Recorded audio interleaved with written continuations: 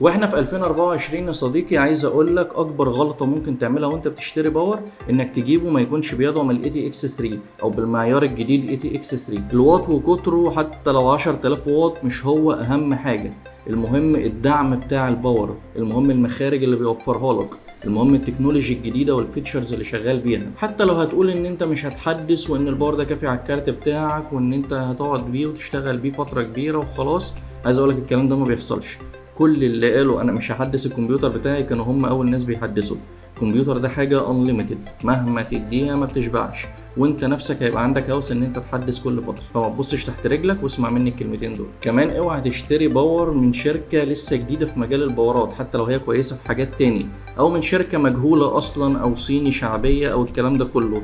الباور قطعه مهمه قوي في الجهاز فوق ما تتخيل، وهتلاقي حلقتين على القناه بنشرح فيهم اصلا فوائد الباور. اختار الباور بتاعك صح عشان ترتاح بعدين، لانك هتبني عليه اساس الجهاز كله، ومش كل شويه هتغير باور. هاته مره واحده صح وزود ولو زياده بسيطه، بس هتنساه وهترتاح بعدين. خلوني في الاول اوضح ايه هو معيار الاي تي اكس 3 اللي بقول لكم اوعوا تشتروا باور ما يكونش بيدعمه. باختصار وبدون اي كلام تقني معقد مش هيفيدكم زي عادتنا، هنبسط لكم كل حاجه. الاي تي اكس 3 هو معيار بيضاعف كفاءه الباور اللي طالع من المخرج الواحد. هو حاليا بيستخدم في كارت الشاشه، نظرا ان دي اكتر قطعه بتتطور في الجهاز واكتر قطعه بتحتاج باور. الاول كنا شغالين مع باورات الاي تي اكس 2 اللي هي بتشتغل بكابلات 8 بن او 6 بن اللي هو بتاع البي سي اي اكسبريس بتاع كارت الشاشه. المخرج الواحد ال8 بن ده بيطلع 150 واط، ده كان اخره. كنا عشان نشغل كارت استهلاكه 300 واط مثلا بنوصل كابلين 8 بن باجمالي 300 واط. فقعدنا فتره شغالين مع الاي تي اكس 2 وكروت مثلا لغايه جيل الار تي اكس 3000 كان شغال زي الفل. حتى الكارت اللي كان بياخد 3 كابلات 8 بن باجمالي 450 واط كنا بنوصل الثلاثه في 3 مخارج 8 بن في الكارت نفسه، وكانت الدنيا ماشيه وكنا عايشين ومبسوطين وكل حاجه، لغايه لما وصل وحش اسمه ار تي اكس 4000. اصداراته بقى من اول 4070 تي اي لغايه 4090 وانت طالع. الكروت دي بقى ظهر معاها مخرج جديد لكروت الشاشه،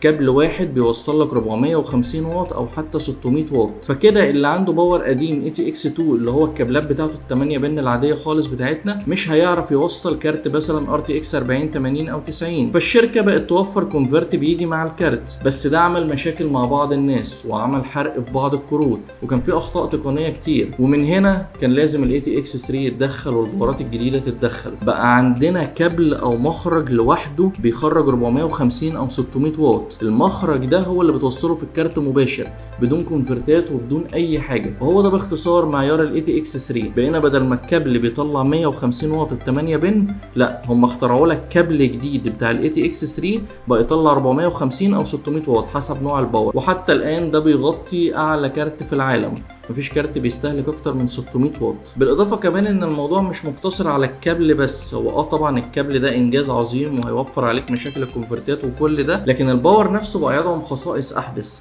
وبقى يدعم تقنيات متماشيه مع كروت الار تي اكس ال 4000.